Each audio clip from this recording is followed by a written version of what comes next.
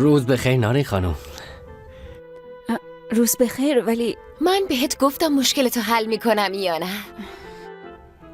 عزیزم اسم تو چی بود؟ ببخشید همش یادم میره. من رفعت هستم. بشین رفعت جون، بشین صبونه بخوریم.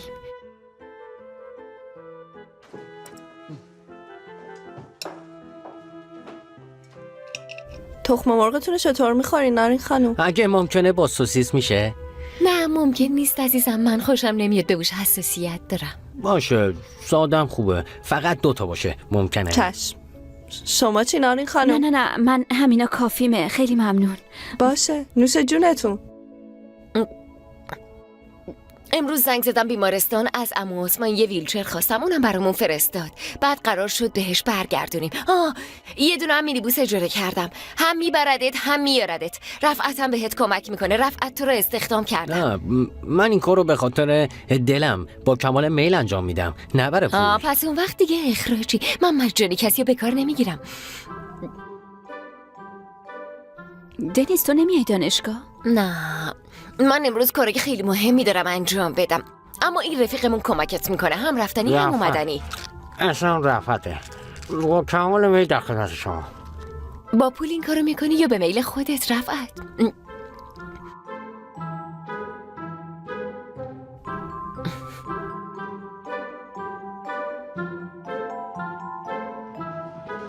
عجب فیلم مزخرفی بود. عزیزم رفعت جون ممنون، مواظب باش. خیلی خوب دیگه، خودم میبرمش، تو میتونی بری. چشم، من 8 خونتونم. خوبه، صبحونتو بیا اونجا بخور. باشه حتما. خداحافظ. روز بخیر. خوش اومدی. اوپ خب دانشگاه چطور بود؟ تعریف کن. خیلی خوب بود. یه چیز خنده‌دار برات تعریف کنم. به امید دیدار. روز بخیر. روز بخیر. این رفیع جون وحشتناک عاشقته. وای دنیز از دست تو همش بهش رو دادی یا؟ ای بابا دوست داشتنیه، به دردمونم میخوره. وای دختر من اینجا رو خیلی دوست دارم. تو قبلا اینجا اومده بودی؟ نه اومده بودم.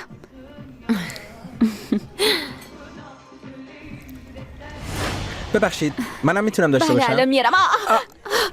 ای چی کار داری میکنی بی ارزه؟ وای ببخشید، الان تمیز میکنم. ببخشید. ببینم چه اتفاقی افتاده. آره اولین باره دارم میام اینجا. شرط میبندم عاشق اینجا میشی. خب تعریف کن ببینم تو دانشگاه چی شد. آره یه اتفاق خیلی خنده‌دار افتاد. نمیه که دانشگاه همه رو از دست میدی. تو کلاس حقوق مدنی استاد یه چیزی تعریف کرد. گفت علی آیشه رو دوست داره، میخواد باهاش ازدواج کنه.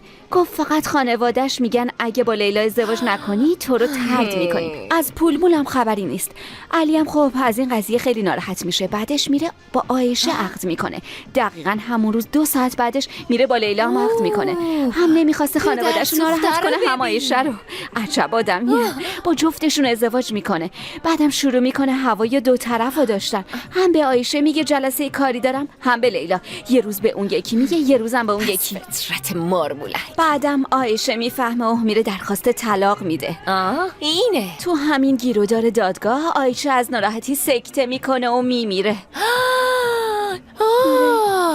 دخترین که مثل سریالا شد. دقیقاً آره. یعنی تو دانشگاه این چیزا رو به همون یاد میدن ها؟ حالا تو این سوال منو جواب بده. بگو ببینم عقد لیلا و علی قانونیه یا نه؟ قانونیه. اول آیشه رو عقد کرد، بعد لیلا رو، اما آیشه مرد. وای دختر خیلی جالبه، چقدر باحاله. همینو میگم، اینا رو تو کتابا نمی نویسن، سر کلاس میگن. اگه نیای یاد نمیگیری. اگه بدونی چقدر باحال بود. حالا یه چیز خنده دار کن. مرده بودیم از خنده. 15 دقیقه قسم میخورم 15 دقیقه همینجوری سر کلاس داشتیم میخندیدیم. از دست دادمش. یعنی کل روز اینجا همینجوری مثل احمقا و خنگا نشسته بودم. میگم که خیلی خوب، صبر کن من غذا رو سفارش بدم، بعد ادامه‌شو برام تعریف کن. ببخشید یه لحظه میشه بیاین اینجا؟ جوابشو پیدا کن.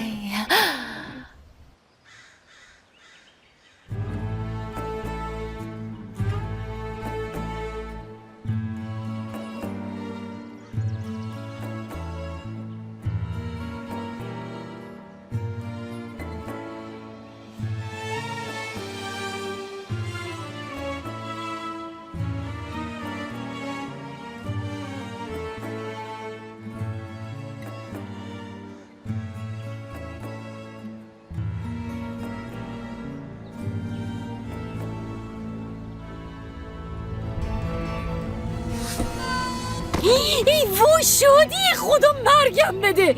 ای وای دختر چرا اینجوری شده؟ همسایه‌ها به دادم برسین تو رو خدا، یکی بیاد کمک.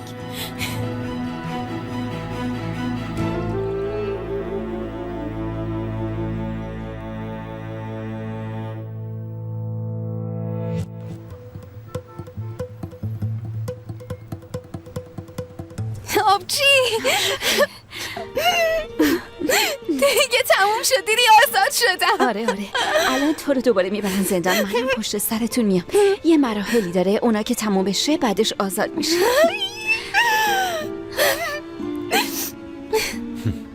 تبریک میگم شادیه. ممنون داداش.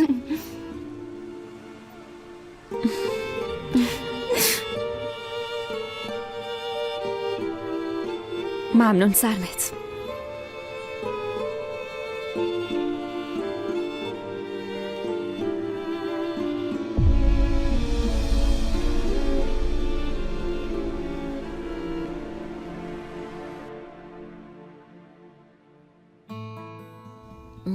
تو خوبی؟ خوبم.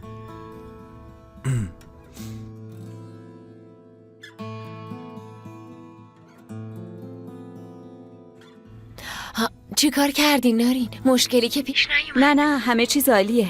قاضی حکمش رو صادر کرد، بردنش زندان. منم پشت سرشون میرم. بعدش خدا رو شکر، چشم هممون روشن. خیلی خوشحال شدم.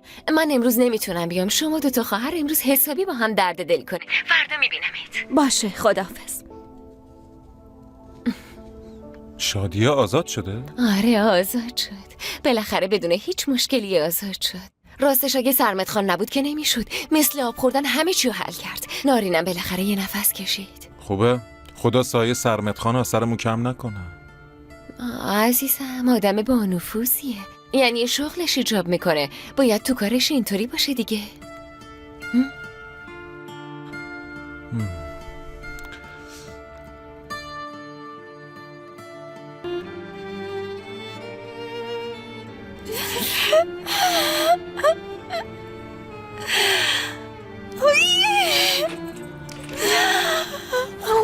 خدای من، خدایا تو چرا اینقدر بزرگی، چرا اینقدر خوبی؟ خدای شکرت. من واقعا دارم ستاره رو دارم، همه چیز رو میبینم که اینجوری بالا سرم منه. خدا تو چقدر خوبی، قربونت برم. شادی خانم خوش اومدیم به خونتون. آبجی اونا دیگه چی هن؟ شیرینی مورد علاقم. آی خدا ممنونم آبجی. بیا بخور. بدش.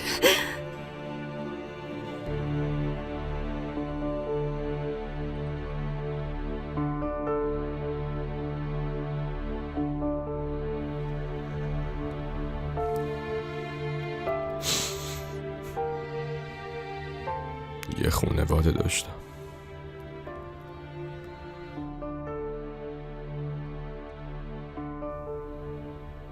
یه خانواده داشتم.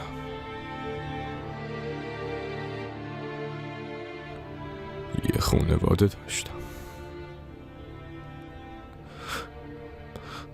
یه خانواده داشتم.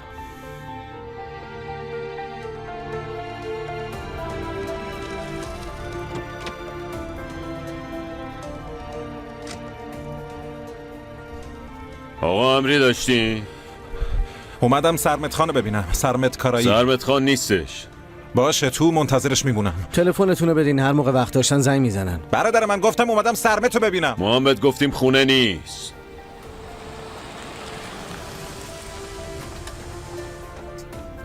چی شده؟ چه اتفاقی افتاده؟ خوش اومدی سرمت خان. باهات کمی حرف دارم. تو چه حرفی با من داری؟ در مورد اسمسی که دیشب به دنیس فرستادی میخوام حرف بزنم. کدوم اسمس؟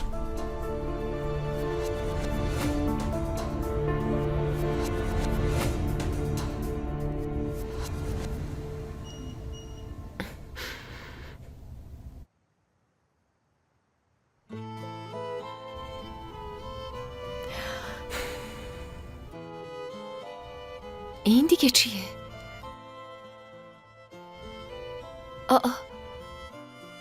به خاطر فراموش کردن من داری با اون مردی که ازدواج میکنی؟ حیف دوتامون نیست؟ چش مسئله من چطور اینو ندیدم؟ اینو کی فرستاده؟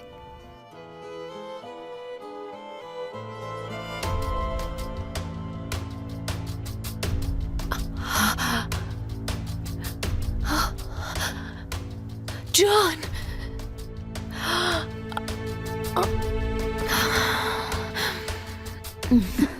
شادیه بس دیگه انقدر نخور میترکیا. آبجی تو چطوری اینو پختی ها؟ دقیقا عین همونی که توی آسلیان میخوردیم، دقیقا همون. از اینترنت نگاه کردم پختمش، طرز تهیه‌شو نوشته بود، کار خاصی نکردم. راست میگم بس دیگه نخور مریض میشی. پاشو میز شامو بچینیم. کلی شام درست کردم مثل همون روزای قبلمون. بعدشان تخت برو بگیر بخواب. من اونو میخوابونمش، تا ابد میخوابونمش، اصلا نگران نباش.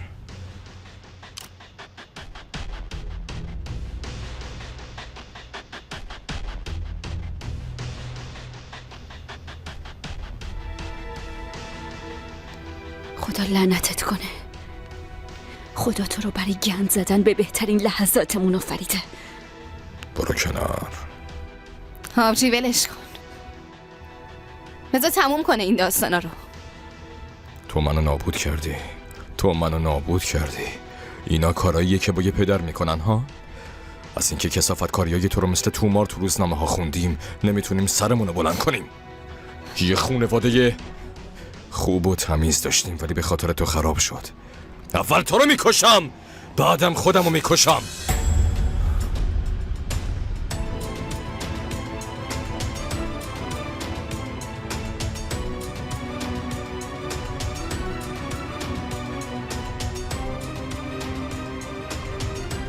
تو دیگه از کجا پیدات شد؟ ها؟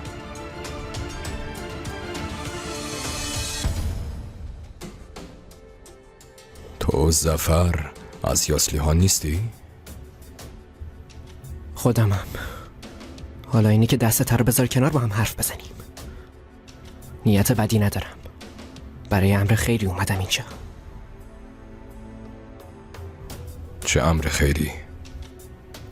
اگه اجازه بدی میخوام با شادیه ازدواج بکنم. با اجازت میخوام امشب ببرمش خونه و همین امشب با هم دیگه عقد بکنیم.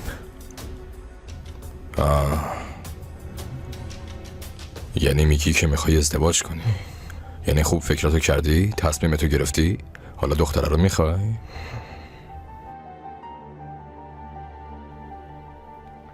این مزخرفات چیه داری میگی؟ کسی نیست اینجا نظرت شادیه رو بخواد بپرسه؟ صداتو ببر. بیا اینجا ببینم. بیا حرف بزنیم. صبر کن ببینم. الان زنگ میزنم پلیس، اول با اونا حرف بزن. ساکت باش. میخوای منو بکشتن متیاره؟ دهنتو ببند. شادیه، برای من و ظفر قهوه درست کن. خواهرتم ببر داخل. زود باش.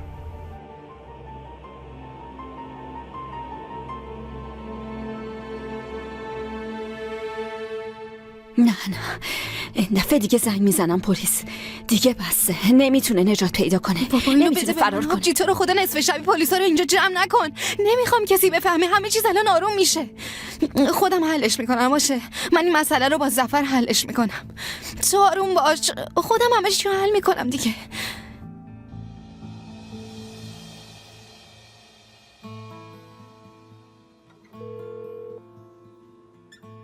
بله. سلام دارین. شنیدم شادیه آزاد شده. تبریک میگم. آره آزاد شده.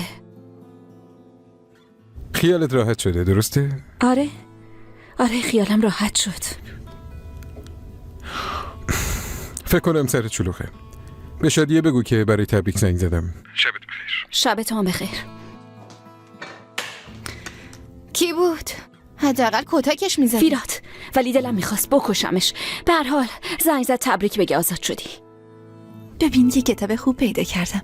به نظرم برای هتل میتونیم چیزای خوبی ازش پیدا کنیم. ببین مثل این. خیلی قشنگه نه؟ مثل رویا میمونه. نگاه، اینجا رو نگاه کن. به نظرت چطوره؟ قشنگه. زود باش این قهوه رو درست کن.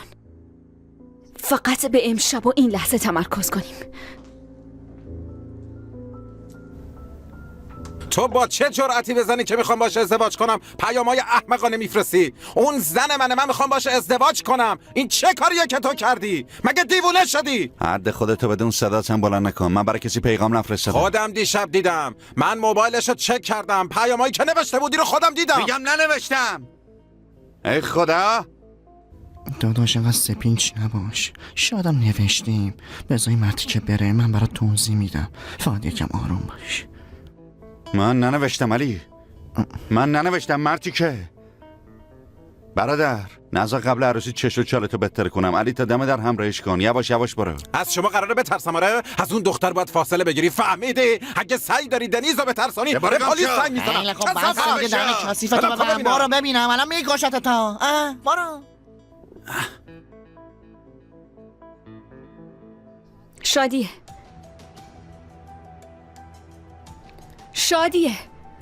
بیا بریم شادی. صبر کن، این چه وحشی بازیه؟ مگه ما از پشت کوه اومدیم؟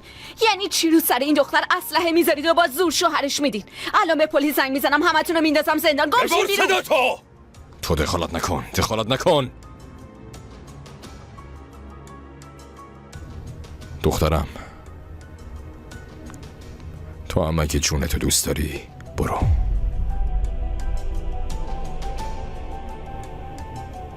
ظفر. شادیه وایسا. آبجی خیلی خوب دیگه ساکت یعنی باش. چی خیلی خوب؟ یعنی چی؟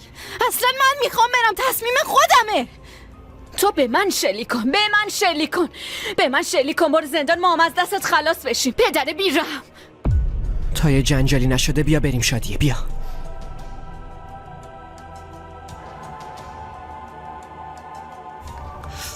احمق. یه نفر رو پیدا کردیم که دختره رو بهش بندازیم. اون وقت رو برون وایسادی داری زرزر میکنی؟ شما ها میخواین منو قاتل کنید؟ این یه معجزه است. یه معجزه از طرف خدا. ببین رفت، خلاص شدیم. برو تو. برو، صدات هم در نیاد.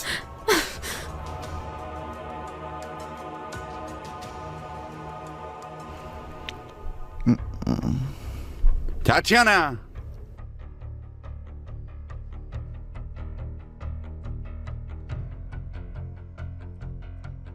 این گوشی رو بردار. پیامایی که واسه دنیز فرستاده شده رو یکی یکی بخون. متوجه بشم یکیشو جا انداختی برات بد میشه.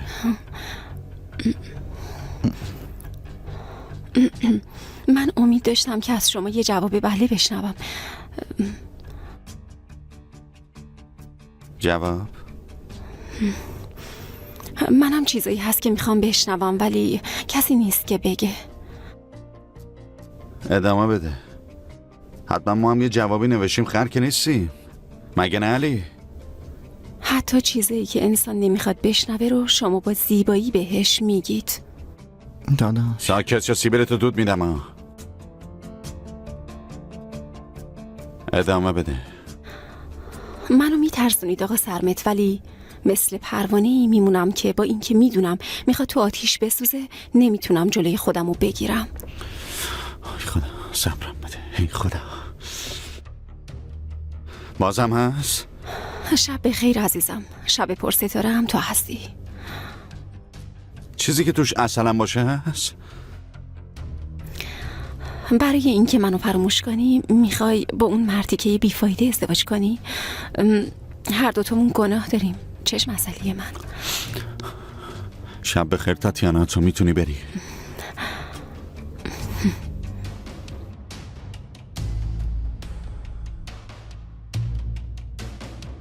مرتی که هدفت چیه؟ دنبال چی هستی؟ متوجه نیستی منو تو چه بازی انداختی؟ اون زن الان فکر میکنه من عاشقشم. مگه اینطوری نیست؟ یه جای دیگه نمیشه از سرنوشت فرار کرد. مرتی که سرنوشت آینده و گذشته من نارینه، تو مگه اینو نمیدونی علی؟ داداش دنیز خانم قدر نون و نمک و ارزشو میفهمه. نارین حتی تو رو نمیبینه. خواهیم دید مرتی که یه روز میرسه نارین منو میبینه. علی دهن و دماغتو میشکنم مرتی که نست. بهت رحم نمی کنم. جوونیت داره تموم میشه. دیگه صدا کلنگ قبرت به گوش میرسه. جوونی من به تو چه ربطی داره؟ سرنوشت منو تو میخوای عوض کنی؟ به تو چه ربطی داره جوونی من؟ داداش من مجبورم به خاطر خوشبختی تو واقعیت رو بگم. حقیقت تلخه ولی گفتنش وظیفه منه. گم شو نبینمت. از خونه زندگی من برو بیرون. داداش علی میکشمت. برو گم شو مرتیکه. گم شو جلو چشم.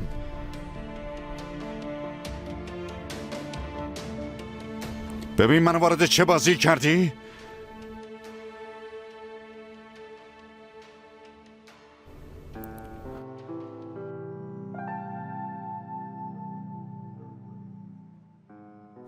وارد چه بازی شدم خدا؟ وارد چه بازی شدم؟ خودت کمکم کن.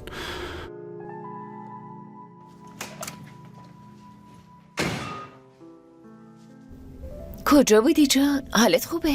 رفتم پیش اون سرمت. تو داری چه غلطی میکنی ها؟ با اون مرتی که داری SMS بازی میکنی؟ ببینم نکنه سرگرمی جدیدته. میخواستی برای خودت یه معشوقه داشته باشی؟ تو داری چی میگی؟ مگه آقا سرمت چی گفت؟ گفت به هم SMS میدی؟ دقیقاً به هم میاین. خیلی خوبه. انشالله خوشبخت میشی. معلومه که داری دروغ میگی. آقا سرمت همچین چیزی نمیگه. در ضمن تو خجالت نمیکشی تو موبایل من فضولی میکنی؟ ما اون موقع از هم همین جدا الانم شده جدا بودیم. هستیم. برو هر غلطی که دلت بخواد بکن. برو مثلا بهش زنگ بزن، پیام بده. چی شده؟ چه SMS این؟ چرا دوباره دیوونه شده؟ چی شده؟ اسم سرمت اومد یا من اشتباه شنیدم؟ عزیزم تو موقعی که از جان جدا شده بودی با آقا سرمت بودی؟ مزخرف نگو. فقط یکی دو تا پیام رد و بدل شده همین. یعنی چی؟ کدوم پیام؟ یعنی منظورم اینه که البته منظورم به سرمته. به شما چه ربطی داره؟ به شما چه ربطی داره؟ اینو چه معنی همه داره؟ فضول شاید شدم. شاید میخواستن درد و دل کنن. این اصلا خوب نیست. چه خوب که تصمیم گرفته بودن ازدواج کنن. باورت میشه.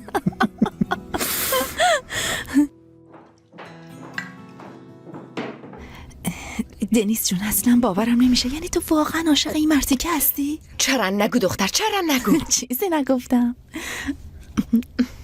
چیه؟ چیزی نگفتم.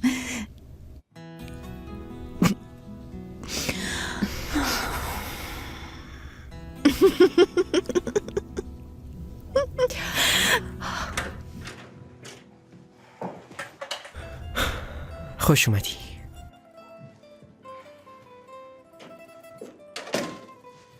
امشب و جون سالم به در بردیم. هنوز کار نقاشی تموم نشده. وقتی تو قنادی هم یکم سخته دیگه. هنوز وسایلم نخریدم. یعنی وقتی باباتو تو اون حال دیدم اتفاقات یه جور دیگه براش تعریف کردم. برو بشین. واقعا ازت ممنونم ظفر. خیلی نجاتم دادی. گفتم این دفعه دیگه حتما میمیرم. زندگی مثل یه نوار فیلم از جلو چشم گذشت. ما رو هم تو اون فیلم دیدی شادیه.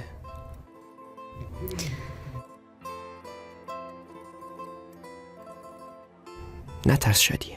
تو رو مجبور نمی کنم هیچ کاری بکنی. هر وقت بابات آروم شد، هر وقت تو آمادگیشو داشتی، بعد با هم ازدواج میکنیم. یکم هول هولی شد میدونم، ولی از این به بعد من بالای سرتم. این وظیفه منه. این قضیه ازدواج رو یهویی از کجا در آوردی؟ بعدش هم چرا وظیفته ها؟ شادیه، اگه امشب نیامده بودم میمردی. از دادگاه داشتم دنبالتون میکردم. اونم اونجا بود. معلوم بود که میخواد یه کارایی بکنه. عوض شدی. ولی تو هنوز همونقدر خوشگلی. برای من تو هنوز همون شادیه کوچیک و معصوم هستی. حالا هر بلایی که سرت اومده باشه.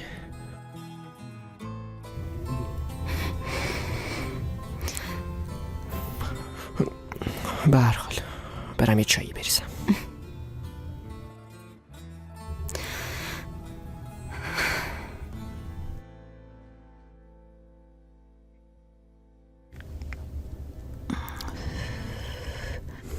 دنیس، راستش نمیتونم مانع کنجکاویم بشم. خیلی متعجب شدم. یعنی واقعا تو با سرمت عشق بازی میکنی؟ نه فیراد خان، فقط یکی دو تا پیام بینمون رد و بدل شده، همین. جانم رفته تو موبایلم فضولی کرده و بعدم رفته هرسش رو سر اون خالی کرده. آبروم رفت، سرم داره میترکه. البته منم به چیزی دیگه فکر نکردم، فقط کنجکاو شدم. ببینم اصلا تو چرا اینجایی؟ نمیخوای بری خونتون؟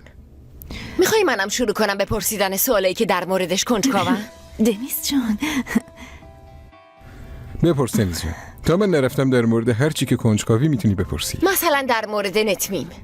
تو از کارت بیرون اومدی، ببین چی شد. بعدش آدم دزدیده شد. مطمئنی در مورد مسئله آدم ربایی هیچ ارتباطی نداری؟ نمیدونم. این اواخر رابطت با سرمت خیلی خوب شده. نمیدونم، بعضی وقتا کنجکاو میشم دیگه. پیش خودم میگم شاید نتمیم تهدیدتون کرده، اگه به کارتون ادامه بدین اظهارات خودش رو بیان میکنه. میفهمی که چی میگم؟ من دیگه میرم. برای مهمون نوازیت متشکرم.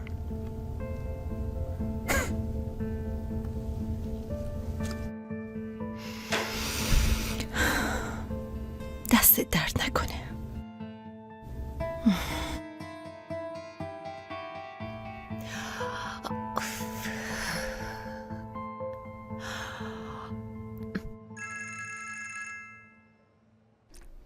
آبجی. الو شادیه؟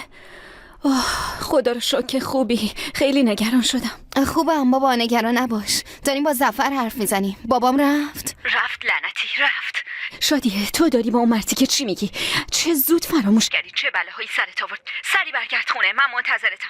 فردا میخوام درخواست بدم که اون مرتی که نتونه دیگه بهت نزدیک بشه. دیگه نمیتونه نه به تو نه به من نه به این خونه نزدیک بشه. نیازی نیست بترسی، همه چی رو حل میکنم. بیا خونه، منتظرت هستم. ببین نمیخوام زیاد منتظر بمونم. زود باش. خیلی خوب آبجی.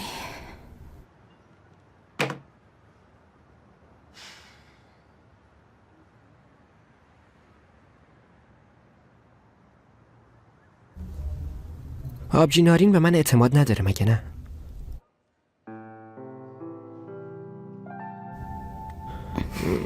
هنوز وسایل نخریدم.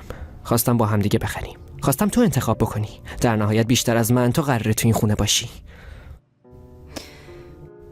تو میدونی من چه سختیایی پشت سر گذاشتم، درسته ظفر؟ تو نمیتونی اینا رو تحمل کنی. من برای هیچ کس وظیفه نیستم. اصلا نیازی هم ندارم که کسی بخواد منو نجات بده. شادیه هرچی بود تموم شد. بهت قول میدم تموم شد. ببین با هم دیگه زندگی خوب میسازیم، ولی برای تصمیم گرفتن عجله نکن.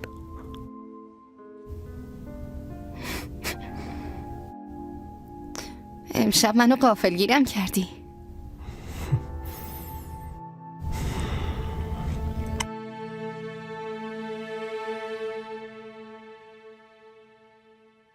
این الان یعنی چی؟ رسما فیراتو از خونه بیرون کردی؟ قرار نبود که تا آخر عمرش اینجا زندگی کنه. دیدی مثل تربچه میمونه. یعنی چی؟ تحقیر کردن با کنایه حرف زدن هدفت چیه؟ بگو ببینم هدفت چیه؟ چه هدفی باید داشته باشم؟ هیچ کدومشون درست حسابی نیستن. هر چی میگن دروغه. برای اینکه مواظب خودت باشی اینکه میگم. مواظب باشم؟ خواهر جون به نظر من تو هم یکم مواظب باش. اون یارویی که داری براش دلبری میکنی آدم خوبی نیست. بی خودی حرف نزن. مزخرفم نگو. چه دلبری کردنی؟ فقط یه سوء تفاهم بود. شما هم دارین از گاه کوه میسازین. تو چته؟ بگو دیگه، چه مرگته؟ چی شده؟ بگو. مگه فقط دوست نبودین؟ مگه اون موضوع تموم نشده بود؟ پس چی شد عزیزم ها؟ دوباره شروع کردی؟ رفتی دنبال فیراد موسموس کردی؟ چی شد ها؟ روانی.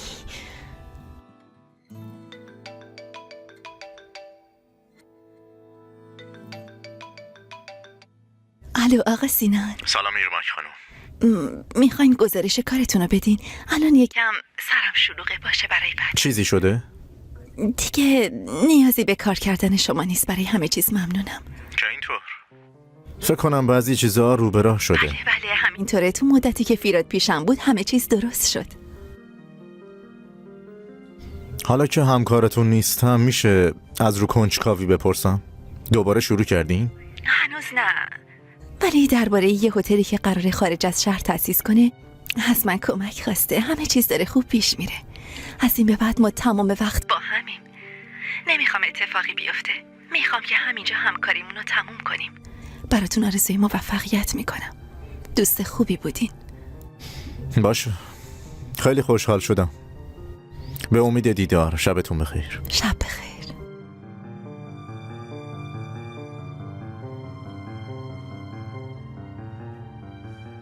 ارتباط رو قطع نمی کنم ایرماک خانم. دیگه اگه بخوایم هم نمیتونیم ارتباط رو قطع کنیم.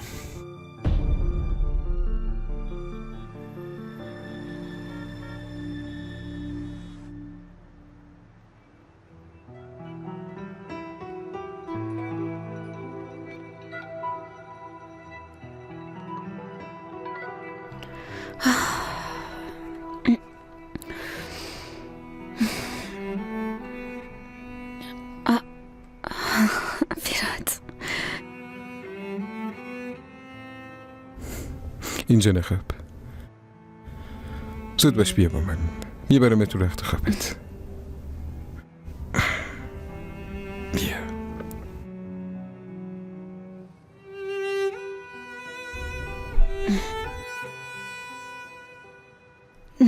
داشتم خوابای خیلی خوب میدیدم. ما خیلی به هم نزدیک بودیم.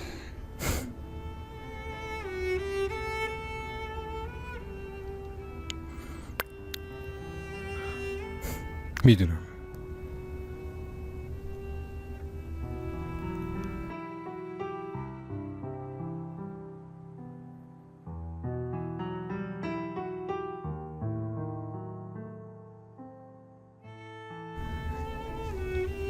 هی خانوم، یکم سنگین شدی ها؟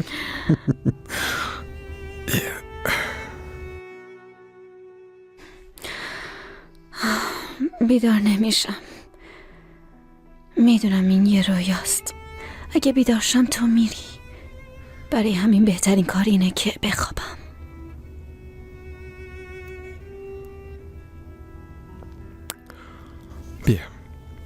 بیا تو رو بخوابونمت. بذار اینا رو در بیارم.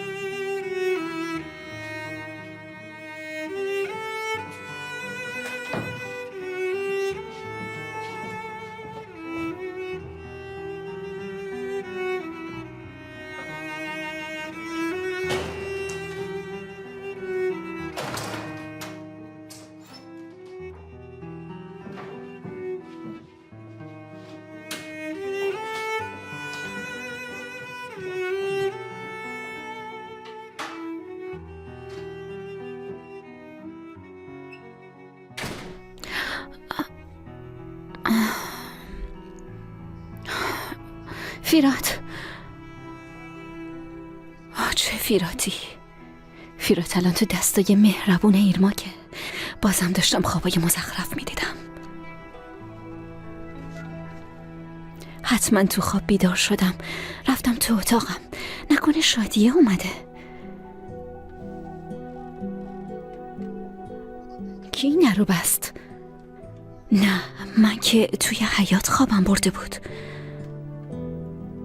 نکنه اون واقعا اینجا بوده.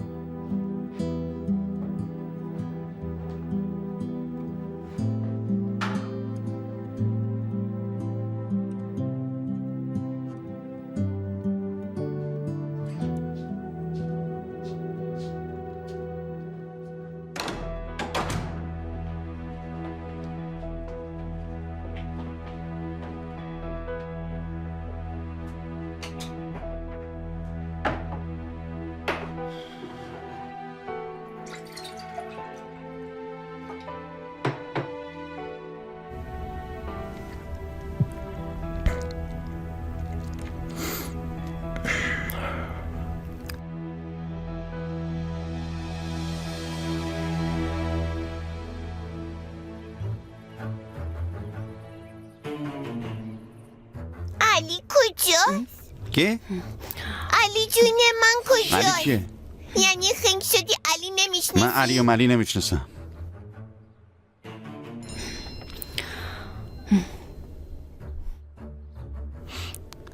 ببینیم مرتی که چی میگه. جدایی برای همه سخته، مخصوصا برای من که عاشقانه شما رو میپرستم. به خیال خودش میخواد چیزای رمانتیک بنویسه و منو گول بزنه. دیگه رمانم بنویسه چیزی عوض نمیشه. کثافت. ابو سفیان. زود باش دخترم. آف باشه میخورم. ولی چی شده که علی نمیشناسی؟ من علی نمیشناسم. دیگه کسی به اسم علی نیست. از این به بعد اون ابو سفیانه. آبجی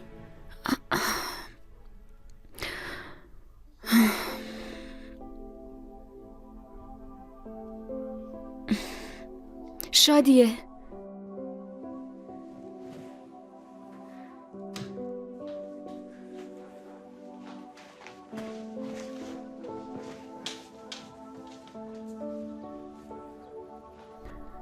شادیه تا صبح کلی نگرانت شدم. چیزی نیست آبجی نارین. برای اینکه در خطر نباشه شادیه رو بردم و تا وقتی هم که اون قبول نکنه ازدواج نمی کنیم. اشتباه برداشت نکن. آره خب، البته که نباید با آدمی که بعد از 15 سال دیدیش سریع ازدواج کنی، مگه نه عزیزم؟ آره ما تمام شب و با ظفر حرف زدیم. ظفر خونه رو بهم نشون داد، نقاشیش کرده، خیلی خوشگل شده. بعدش هم قراره که بریم اونجا زندگی کنیم دیگه. خب من دیگه بیشتر از این مزاحمتون نمیشم. خیلی خب باشه. شاید با هم بریم کنار دریا یه ماهی بخوریم، ولی اول تو حسابی استراحت کن. باشه منتظرم دیگه، با هم تماس بگیر. باشه باشه. میبینم آبجی نارین. به سلامت.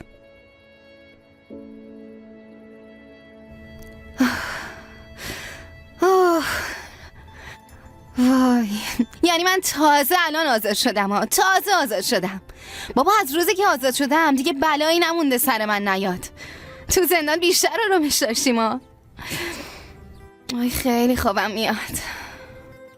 تو بگیر بخواب، استراحت کن. وقتی بیدار شدی دلیل اون لبخند رو باید برام تعریف کنی. تو کی میخوای عاقل ها؟ ای بابا آبجی باشه، چیزی نشده که. پسره اومده با نزاکت منو بیرون دعوت کرده. میگه عجله‌ای هم ندارم، میگه منتظر میمونم، میگه با وجود همه چیز قبولت میکنم. همین دیگه. شادیه مزخرف نگو. اون پسر رو از ذهنت بیار بیرون. با اون پسر آخر عاقبت خوبی نداری.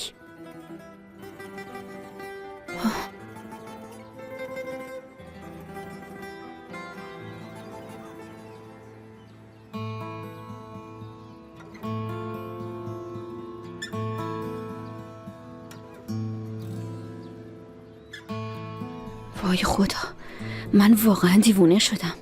آخه چجوری دیشب رفتم تو اتاقم؟ زنگ بزنم بپرسم. آره فیراتم منو ضایع میکنه.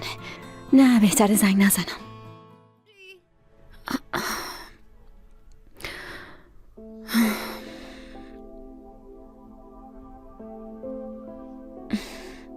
شادیه.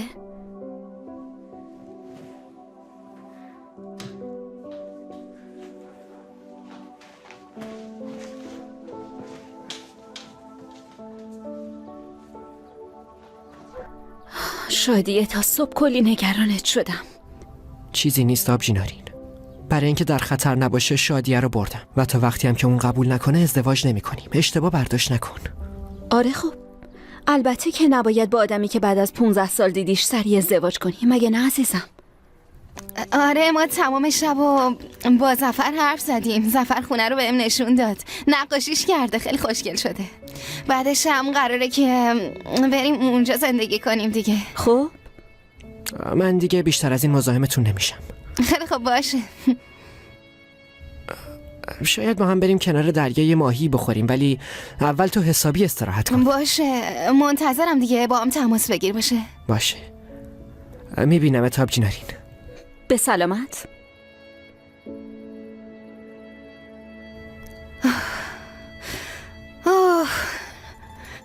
وای، یعنی من تازه الان آزاد شدم ها. تازه آزاد شدم بابا. از روزی که آزاد شدم دیگه بلایی نمونده سر من نیاد. تو زندان بیشتر آرامش داشتیم ها. آی خیلی خوابم میاد. تو بگیر بخواب، استراحت کن. وقتی بیدار شدی دلیل اون لبخند رو باید برام تعریف کنی. تو کی میخوای عاقل شی ها؟ ای بابا آبجی باشه، چیزی نشده که. پسر اومده با نزاکت منو بیرون دعوت کرده. میگه عجله‌ای هم ندارم، میگه منتظر میمونم، میگه با وجود همه چیز قبولت میکنم. همین دیگه. شادیه، مزخرف نگو. اون پسر رو از ذهنت بیار بیرون. با اون پسر آخر عاقبت خوبی نداری.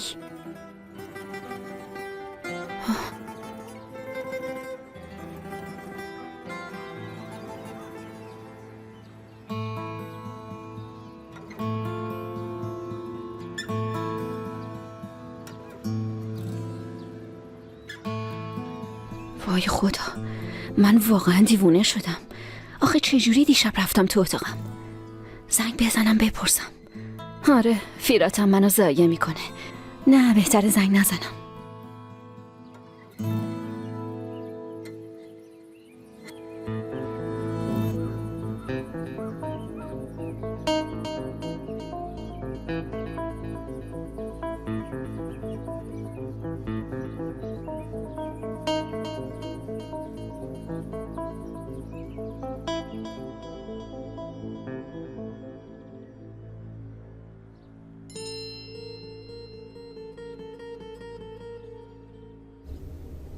باشه، گول شیطون خوردم، اشتباه کردم، ولی بپرس چرا این کارو کردم. بعدش همین. یعنی چی همین؟ بپرس و فکر کن داداش. چرا نسیه حرف میزنه؟ هر کاری که تا به امروز کردم به خاطر تو کردم. یه روزی خواهی فهمید که این کاری که کردم کار درستی بوده. تو اونو بده، من براش تعریف میکنم. هنوز داره حرف میزنه. تاتیانا، این چجوری نوشته میشه؟ یه دقیقه اینجا بنویس. زیاد حرف نزن مرتی که. اصلا ننویس، ولش کن. مثل سریال قسمت قسمت مینویسه. درسته من از دست ظفر خیلی دلم شکسته.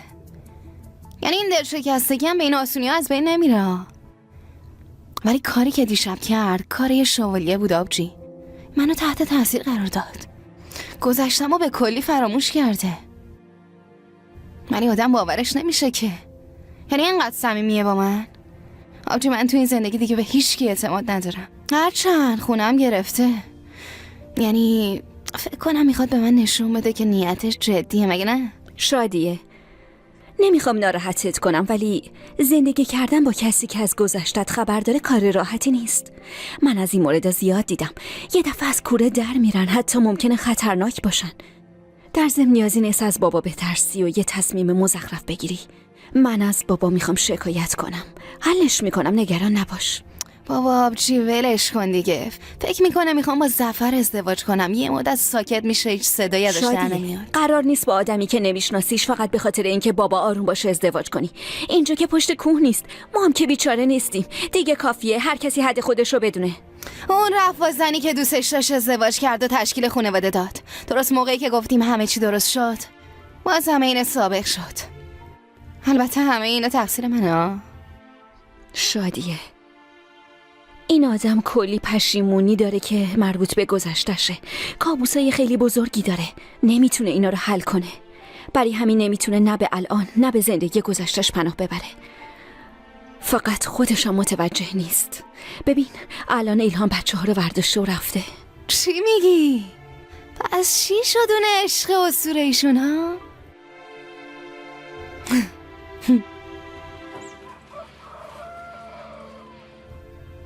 واقعا حال بچه‌ام خوبه؟ خوبه شادیه جون، خوبه. خیلی ترسیدم نکنه اتفاقی براش بیفته. عزیز من، خانم دکترم که گفت هیچی نمیشه، همه چیز رو به راه باشه. آخه شادیه من نمیفهمم تو با این حالت واسه چی باید باشی بری سر کار آخه ها؟ ما هم درگیر خودمون شدیم دیگه، به شما رسیدگی نمی‌کنیم اینطوری شده. از این بعد کار تعطیل. منم این گوشه کنارا یه چندرغازی واسه خودم پس انداز کردم. هر چی لازم باشه حلش میکنم. تو هم لازم نیست کار کنی باشه؟ آخه تو از کجا پس انداز داری ها؟ هست دیگه. ای خودم. مگه نه ملک؟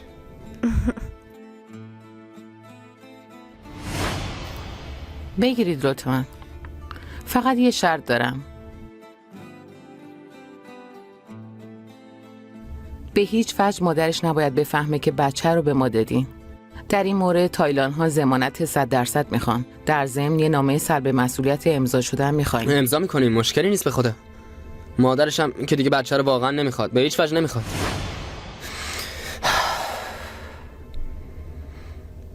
دختر دستتو بکش ببینم. منو نگاه تو ببینم. نگاش کن، یواش یواش داره لگد میزنه. دختر دیگه شکمت داره کم کم بزرگ میشه ها. شادیه، ما نباید اینجا بمونیم، فهمیدی؟ نباید مامانم بفهمه. پس چی کار کنی؟ آخه اصلا اینا تو خونه باغ یه جای قشنگی دارن. حالا اگه نشد بریم اونجا دیگه، کارش نمیشه کرد. شادیه، همه چی خوب میشه، حالا میبینی به خدا. حرفای داداشتو باور کن ها، همه چی خوب میشه.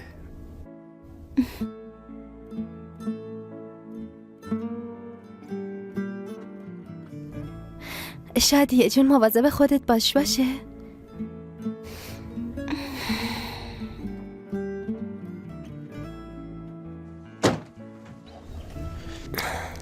چیز ملک، این پول شادیه چیز جای امنیه؟ آره، توی بیمارستان توی کمدم گذاشتم. خوبه. میگم که بریم اونو برداریم. تو هم برو بگرد، من یکم خرید کنم، حسن رو پیدا کنم، چه میدونم برم دختره رو بردارم و ببرم. تو هم میخوای بری؟ خب چی کار کنم ملک، دختره اونجا تنها بمونه؟ پس درمانت چی میشه؟ هر 14-15 روز میام. منو نگاه، اصلا تو روزایی که مرخصی داری تو هم پا میشی اونجا میای پیش من دیگه عزیزم. نکن اینطوری نگو دیگه. اصلا مگه دارم چی کار میکنم؟ قبل مرگی میخوام تو رو ببینم دیگه، با بعدش میخوایم توی تیکه جا. این چه طرز حرف زدن، ادامه نده دیگه. دی بابا چی شده؟ میگم یعنی میخوابیم تنها تو اون خونه با. پس حرف قبر رو نزن دیگه. باشه بابا، اصلا قبر بی قبر نگو قبر. باشه بابا، نمیگم عزیزم. خوبه؟ باشه بریم. خب بریم.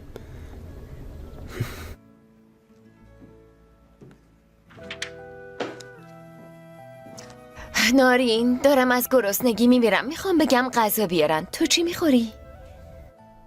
دنیز، از بس هر روز غذای حاضری خوردیم دیگه مردیم. بلند شو خودمون بریم یه غذایی درست کنیم، میوه و سبزی تازه بخریم. اصلا من نمیرم تو آشپزخونه، فاتوشم که نیست، منم نمیتونم. چی رو نمیتونی؟ آسون ترین کار دنیا غذا درست کردنه. مادر بزرگم میگفت رو هر چیزی پیاز خورد کنی بریزی خوشمزه میشه. این مادر بزرگ تو دیوونه هست، دیوونه. بلند شو، تنبلی نکن. پاشو کمکم کن. زود باش بریم. ببین آب دهنم راه افتاد. خیلی خوب، بریم ببینیم توی یخچال چه آشغالی پیدا میکنیم. وایسا نکن نمیتونم راه برم. آی خدا، این دیگه چیه؟ تو بچگی من انقدر اشک نریخته بودم، این چه کوفتیه؟ زود باش باریکتر خوردشون کن. زود باش. دنیز، جرزنی نکن یا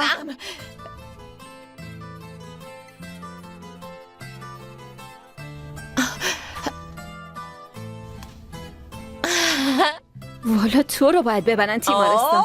قسم میخورم تیمارستانی هستی. من نمیتونم به خاطر پیازای تو این سن چشامو کور کنم. زود باش باریکتر. بعدش هم تخم مرغا رو تو این کاسه بشکن. چطوری بشکنم؟ با چاقو همینجوری نصفشون کن. بابا، یعنی تو این کارم بلد نیستی؟ اینجوری باید بشکنی یا بریزی تو کاسه. زود باش. بله زود باش. خدا لعنتت کنه. زمانش فرارسیده. 2 تا تخم مرغ، چند تا پیاز، اینم از این یه کیک نارین خوشمزه. حاجی این جادو رو داد، گفت به مدت 40 روزونه از خودش دور نکنه. دیگه چشمای شور نمیتونه باهاش کاری کنه. شادی جونم. کافی نیست همه یه روز با پسرم تو خیابونا پرسه میزنه. اینجا چه غلطی میکنه؟ مامان اینجوری نگو دیگه، زشته، الان میشنوه. تو بیمارستان بیچاره خیلی بهمون کمک کرد. داداشم خودش گفته بیاد، میخواد باهاش حرف بزنه. اوه، در مورد چی میخواد حرف بزنه؟ بابا من چه میدونم، داداشم خودش یکم دیگه میاد. دختر یه دست سالم واسمون مونده بود که اونم دیگه داره کنده میشه. یالا بیا کمک.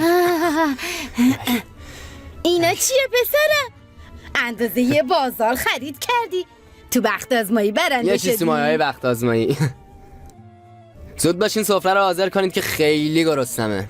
باشه همین الان. اونو انجام میدم و با ولش کن.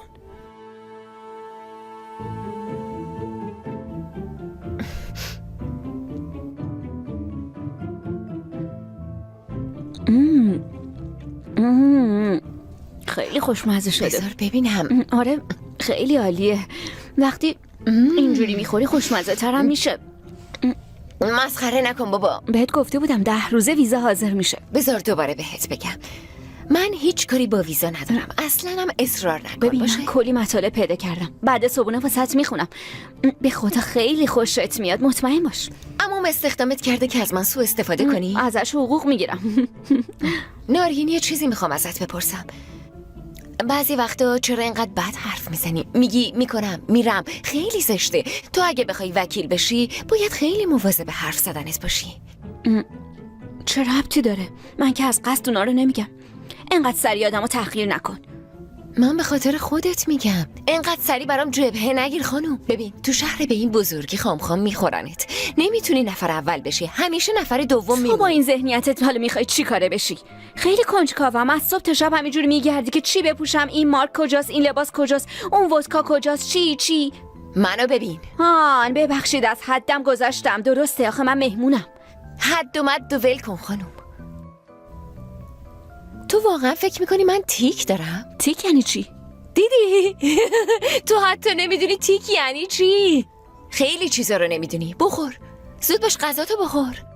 خیلی خوب. در مورد ویزاها با هم دیگه کار میکنیم. چی کار کنیم؟ به جای اینکه بدون دوست بمونم وکیل میشم. مگه چی میشه؟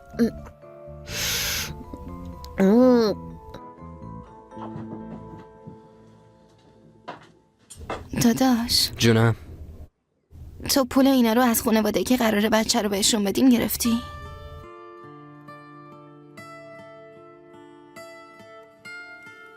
نشستید؟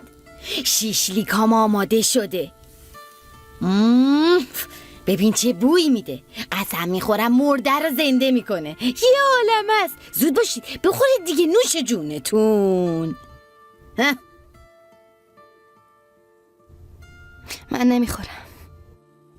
چرا؟ سیرم نمیخورم. بده به داداشم بخوره.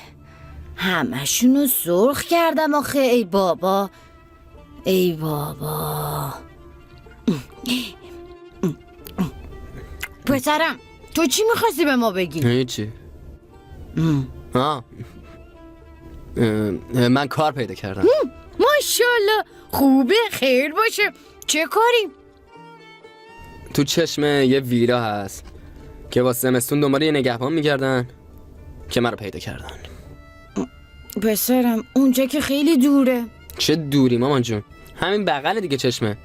جای خواب از اوناست، خورد و خوراک از اوناست، همه چی از اوناست. یه ویلا و استخر قشنگم که داره. میگم شادیه رو هم ببریم اگه کاری داشتیم اونجا بهمون برسه. ها؟ خب پسرم تو این زمستون با این سردی تنهایی چی کار کنم؟ مامان آخر هفته من میام، مثلا شادیه میاد، هوا که خوب شد تو هم پا میشی میای، استخرم پر میکنیم. چیزم پول پیشم دادن. بیا مال تو.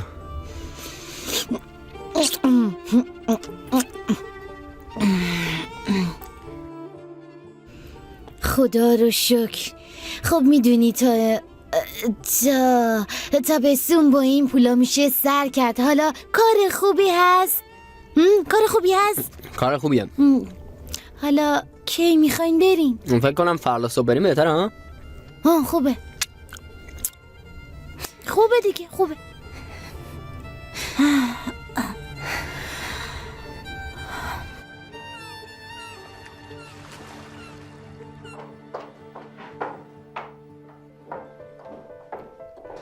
نه من دیگه صبح چای و قهوه نمیخورم. چرا؟ آخه تو مدرسه مدام باید برم دستشویی. با این اوضاع پام نمیتونم هی برم. از صبح تا عصر دستشوییمو نگه میدارم. نمیتونم برم دستشویی. خیلی سخته. آخرشم به خاطر همین بیماری کلیه میگیرم. سخته والا. واقعا خیلی سخته. صبح خیر. صبح خیر. فاتوش ریفات نیومد؟ نه نیومده دنیز خانم. وقتی اومد بهش بگو منتظر باشه. بگو سرویس صبحانه تموم شد. آقا باید یاد بگیره دیر نکنه. چشم رو چشم. نارین، شبو خیلی خوب خوابیدم. تو برام همیشه حقوق بخون، داستان بخون. برام مثل لالایی میمونه. انقدر خوب خوابیدم. باشه. مگه میشه نخونم؟ فقط کافیه تو گوش کنی. امروز برنامه‌مون چیه؟ میایم خونه یا میریم کافه؟ تو راه حرف میزنیم. کجا میخوای بری؟ خیر باشه. خب معلومه میخوام برم دانشگاه. این ساعت قراره کجا برم؟ میرم دانشگاه دیگه. فاتوش بفرمایین دنیز خانم. به منم یه قهوه میدی؟ البته. نارین میخوای تو هم یه چیزی بخوری؟ منم چایی میخورم. یه لیوان بزرگ پر از چایی. همین الان میارم.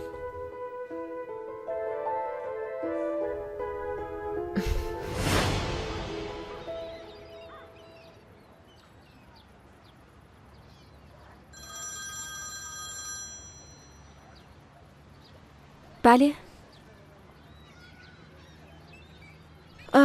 بله یادم اومد آقای سینان. توی بیمارستان آشنا شده بودیم. نارین خانم میشه با هم صحبت کنیم؟ موضوع چیه؟ فیرات کازان. دوست ندارم خیلی حرفو بپیچونم. میخوام برای اینکه دوباره با فیرات کازان باشین بهتون کمک کنم. چرا؟ چون به ایرماک خانم علاقه‌مند شدم. به نظر من درست نیست که با این مسائل پیش و پا افتاده عشق یکی دیگر رو به دست بیارم. یعنی همچین آدمی ولی نیستم. الان دارین با همین مسائل پیش و پا افتاده قربانی عشق بزرگتون میشین. بله ممکنه حق با شما باشه. ایرماک مثل یک شیطان باهوشه، ولی فیرات هم بچه نیست.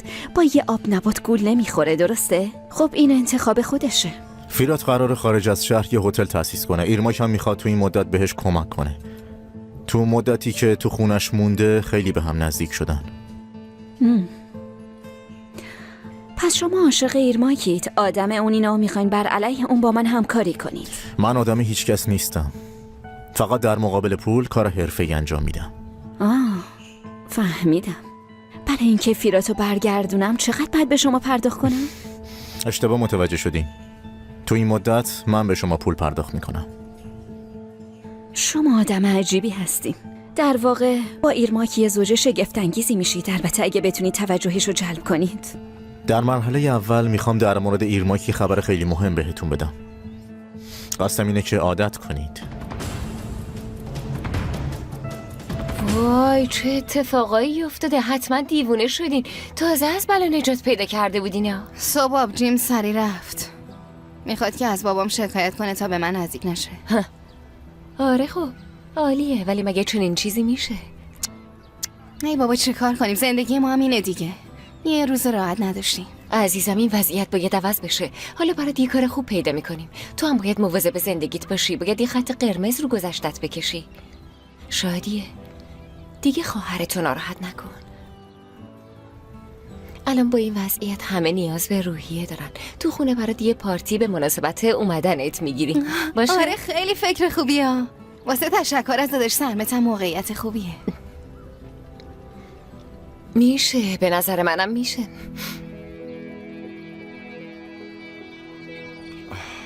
سلام.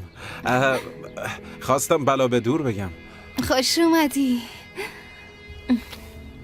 خیلی خوب عزیزم، من دیگه باید برم. برای برنامه ریزی مهمونی باهات تماس میگیرم. به نارینم سلام منو خب حالا برسون. نشسته بودی کجا میری؟ خواهرم الان میاد دیگه. نه عزیزم خیلی کار دارم، باید برم.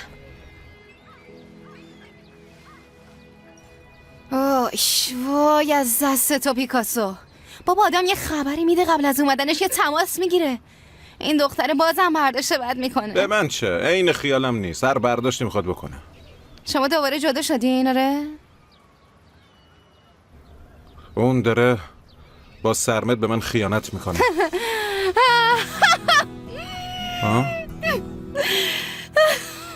دیگه چی؟ با سرمت؟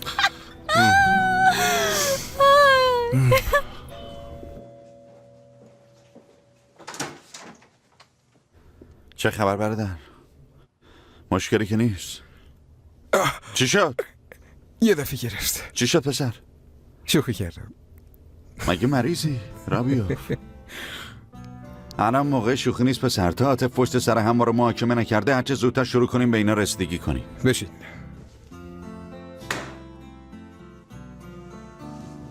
معطل چی هستی؟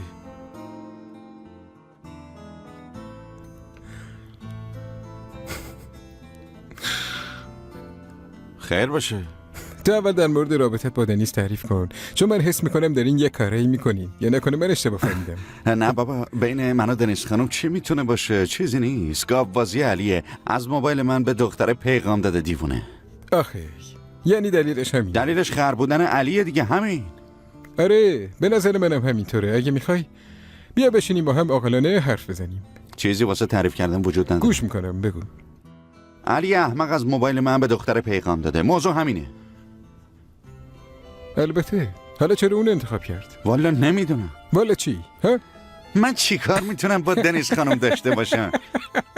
ای خدا، نمیدونم چرا اونو انتخاب کرد. خب فهمیدم. ما به اینا رسیدگی میکنیم یا اینکه من برم؟ خیلی خوب، بده ببینم. آخرین وضعیت چجوریه؟ دنیس خانمو میگم. این موضوعی نیست که بخوای سرش شوخی کنی، زشته.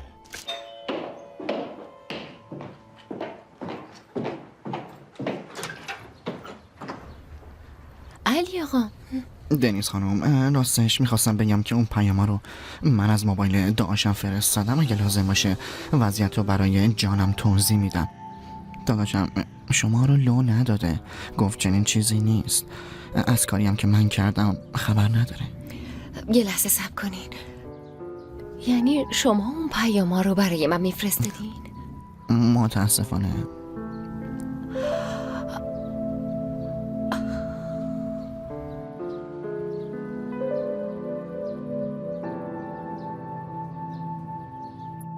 به نظر من پرونده که میخوان علیهت استفاده کنن اینه. من از این اتهام سال 2002 تبرئه شدم. ولی اونا از این موضوع خبر ندارن. پس این چیه؟ گندکاریای بابامونه. امضای تو رو تقلید کرده. ولی مگه موقع اتفاق تو آمریکا نبودی؟ میتونیم از فهرست فرودگاه اینو ثابت کنیم.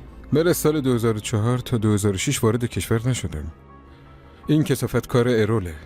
همه یه بلاها رو اون سر بابا آورد. اینم شاهکار اونه. نگران نباش، من با ارول حرف میزنم و این کارو تمومش میکنیم. تو رو خدا دوباره بلاهای مزخرف سرمون نیار. مشکلی نیست، حلش میکنم. راحت باش.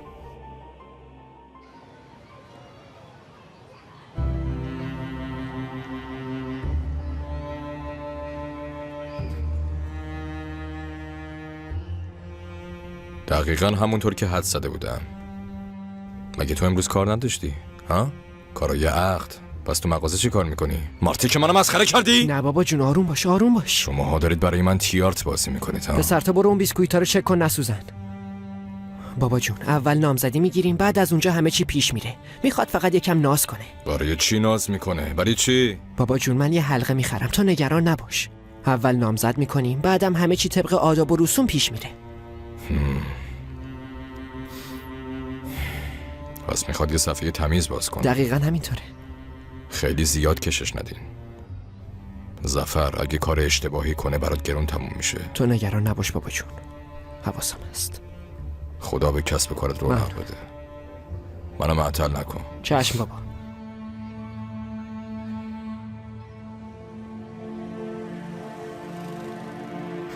هر بلایی که سر اون دختر اومده تقصیر تو بوده، مردی که کثافت. تیپشو نگاه.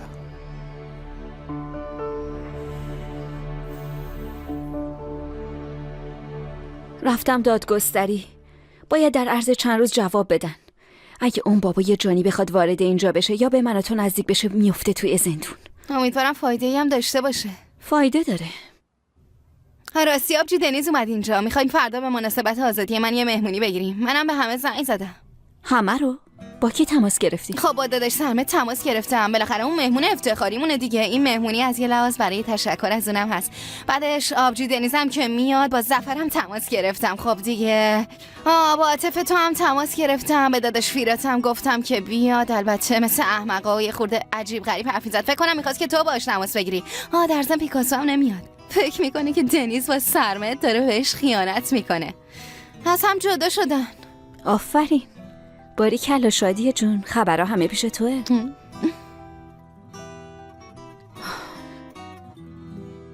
میخوام خیلی محترمانه اون رک باید صحبت کنه. گوش میکنم. کارایی که تو کردی باعث دردسر من شده. مسئله آدم دزدی، مردن اون زنه. خب به هر حال فکر کردن کار ماست. اما عاطف مثل سگ هاره، داره به ما حمله میکنه. محاکمه روی محاکمه. همشون دوست و رفیقن. نمیتونی دهن دماغشون رو خورد کنی. این موضوع به برادر منم داره ربط پیدا میکنه. بیچاره از کار و زندگی افتاد. درد سرایی که درست کردی و نمیشه حلشون کرد. نیازی نیست حل کنی. من موضوع عاطف ویرسل حل کرده بودم. اگه تو فضولی نمی کردی موضوع بسته شده بود. داداش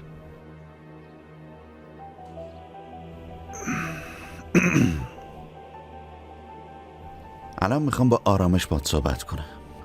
کارمون رو از هم جدا میکنیم. از این به بعد هر کی میره سراغ کار خودش. من محاکمه ها رو یکی یکی حل میکنم. از اون محاکمه هم هیچی در نمیاد. تو هم به تاریموی هیچ کس آسیب نمیرسونی. این آخرین حرفیه که بهت میزنم. فردا 7 مشاور میفرستم. اون 7 مشاور با دقت همه کارا رو جدا میکنن. بده بستونی هم نمیمونه. از این به بعد فقط عید به عید با هم غذا میخوریم.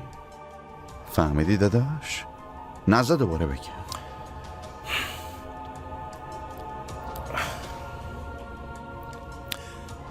فهمیدم سرمت.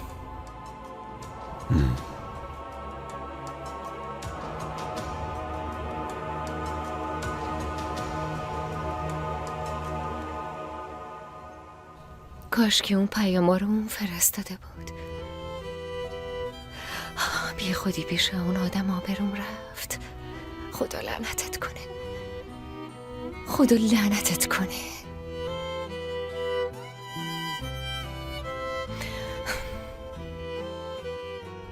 الان اینا جدا شدن یا آشتی کردن؟ اگه آشتی کرده باشن چی؟ وقتی رفتم چه جوری میخوایم تو صورت هم نگاه کنیم؟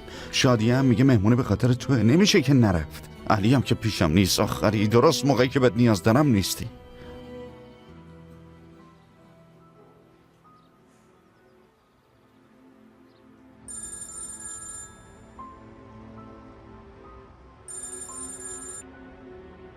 بگو سرمت. برو به اتالیه جان کسکین، دوست پسر دنیز خانم. تو بالات یه آتلیه داره. نگاه کن ببین اونجاست. خیلی خوب باشه. دمت گرم.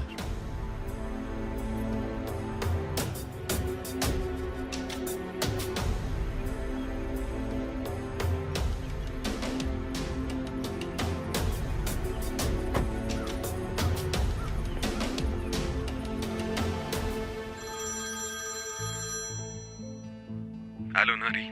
عاطف ای از این آدم‌ها دفاع کن.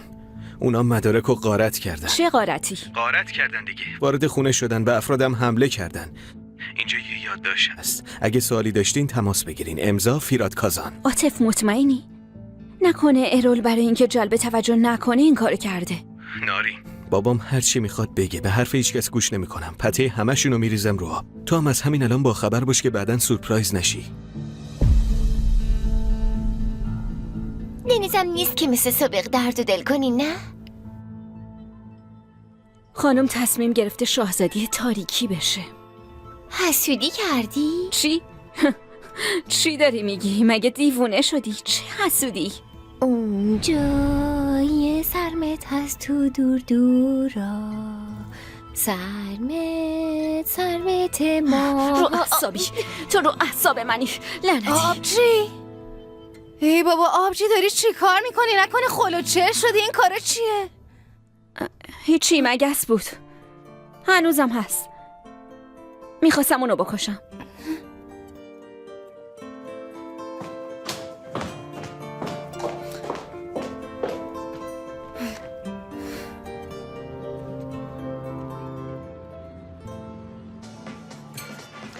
اینو گوش کن. تو صاحب یه مزرعه هستی و داری اسب پرورش میدی. کجاست اون روزا؟ صبر کن. فرض کن یه اسب نره سرسخت داری. وقتی که شب خوابیدی فرار میکنه میره مزرعه بغلی و مادیون اونا رو باردار میکنه. معلومه بعدش محاکمه تجاوز باز میکنن، ولی که چی بشه؟ محرمش مگه چیه؟ میری با آداب و رسوم اون دختره ازش خواستگاری میکنی. مشکل اینه که کره اسبی که به دنیا میاد مال کیه؟ خب معلومه مال دختر، قراره مال کی باشه؟ نه عزیزم، اینجوری نیست. صاحب مالکیت مشترک میشید، یعنی نصفش مال توه، نصفش مال همسایه. میشه قسمتیو که شبیه آدم من بگیرم؟ یعنی ممکنه اونی که شبیه اسبه یکم ترسناک باشه. دنیس رو خدا مزخرف نگو، انگار میخواد گوشت قربونی بخره. وای دست تو.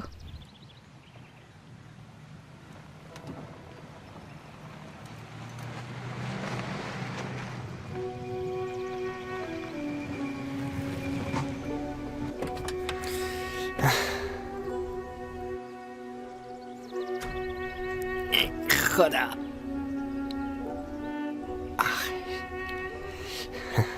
حسن خیلی قشنگه ها؟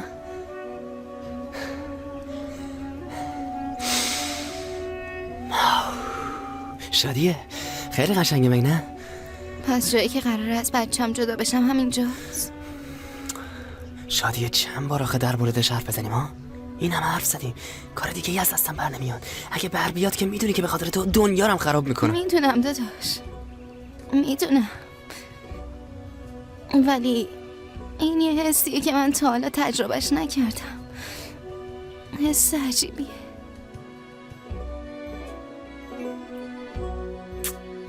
بیا بریم تو، خیلی قشنگه، بیا نگاه کنیم.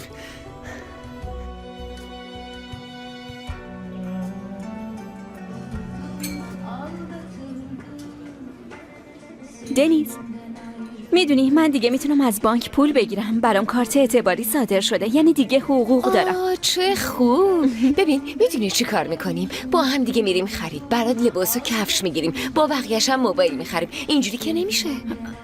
ای بابا، حقوق مدیر عاملو که نمیگیرم. تازه میخوام ببینم اگه میشه ماشین قسطی هم بخرم. من چه میدونم حقوقت چقدره؟ لباسای من هنوز واسم کار میکنه عزیزم، نیازی نیست. من میگم که در مورد هزینه های خونم من یکم کمک کنم. یعنی چی؟ چه میدونم، مثلا اجاره اتاق، هزینه های آشپزخونه، یعنی تا موقعی که یه خونه پیدا کنم. اینجوری عجب فکر فوق‌العاده‌ای. من به خاطر تو دیگه نمیتونستم از پس هزینه هام بر بیام. منو ببین، من شبیه کسایی ام که خونه اجاره میدن. نارین خانوم، من به اون منظور نگفتم اصلا. اینجوری احساس بدی دارم. چی شده؟ چی شده؟ من چی کار کردم؟ کاری کردم که باعث شده تو ناراحت بشی؟ نکنه فاتوش چیزی بهت گفته؟ اگه اون چیزی گفته خودم خدمتش میرسم، مطمئن باش. نه دنیز، همچین چیزی نیست. اتفاقا برعکس، خیلی هم خوب پذیرایی میشم. من فقط به همچین چیزایی عادت ندارم. ولی من تو رو زیر ماشینم له کردم. ببین به چه روزی انداختمت. بذار منم یکم از عذاب وجدانم کم بشه و سبک بشم. مگه اشکالی داره؟ آی خیلی خوب، ما اینجوری به هیچ جا نمیرسیم. خیلی خوب، بس دیگه. من اصلا دیگه هیچی نمیگم. آها دقیقا همینه. کاش اینو زودتر میفهمیدی.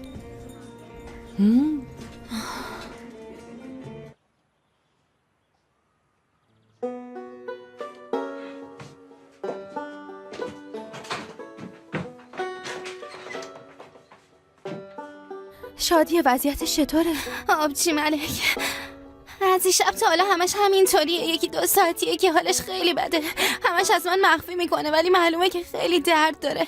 من نمیدونستم باید چی کار کنم. سریع با شما تماس گرفتم. ببخشید تو هم کار داری، ولی خب مگه میشه شادیه؟ کار خیلی خوبی کردی. من چند بار گفتم اینجوری نوک کوه نمیشه، باید نزدیک بیمارستان باشه، ولی کیه که حرف گوش بده. مهمت عزیزم،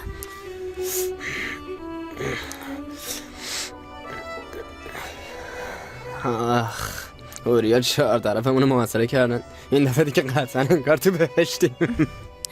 دیوونه، ما رو ترسوندی.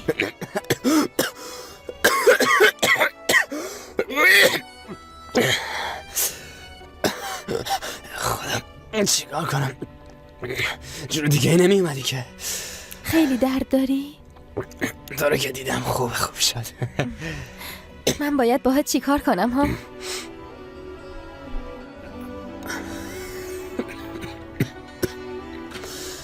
منو دوست داشته باش. خب خیلی دوست داشته باش،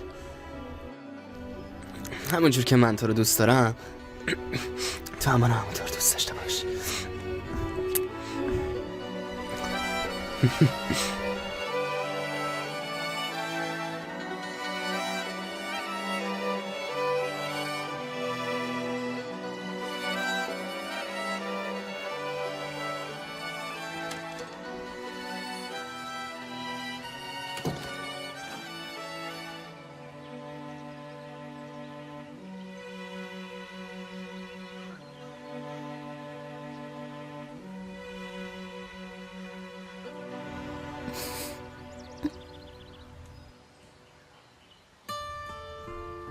اگه اتفاقی براش بیفته من چی کار کنم آبجی ملک؟